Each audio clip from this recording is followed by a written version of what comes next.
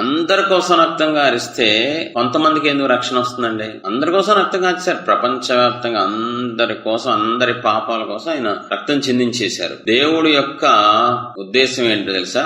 నా పిల్లలు ఆదాము అవ్వ స్వేచ్ఛగా పాపం చేసి నాకు దూరం అయిపోయారు. ఇప్పుడు మళ్ళీ నేను ఒక ఆఫర్ ఇస్తున్నాను, స్వేచ్ఛగా నా దగ్గరికి రావాలి వాళ్ళు. అప్పుడు స్వేచ్ఛగా వెళ్ళిపోయారు, మళ్ళీ ఇప్పుడు స్వేచ్ఛగా బలవంతంగా కాకుండా తెలుసుకొని నేను దేవుడు దూరం అయ్యాను అయ్యో అని ఎవరికాళ్ళు స్వేచ్ఛగా సంతోషంగా తిరిగి రావాలని ఎదురు చూస్తున్నారు. ఆయన తప్పిపోయిన కుమారుడు వెళ్ళిపోయాడు. తండ్రి అనుకుంటే ఎదిగించచ్చు, వెళ్ళొచ్చు, తీసుకొచ్చేయచ్చు. కానీ తండ్రికి ఇష్టం ఉండదు స్వేచ్ఛను తీసుకోవటం. తండ్రి ప్రేమిస్తున్నాడు గనుక ఆస్తి అడిగితే ఆస్తి ఇచ్చేసాడు, వెళ్తానంటే వెళ్ళిపోమన్నాడు. కానీ ఎదురు చూస్తున్నాడే గాని తండ్రి ప్రయత్నాలు చేయలేదు, వెళ్ళలేదు, మనుషులను పంపించలేదు, ఏమీ చేయలేదు. అలా ఎదురు చూస్తున్నా కొడుకు వస్తే బాగుండు. అది ఎలా రావాలి?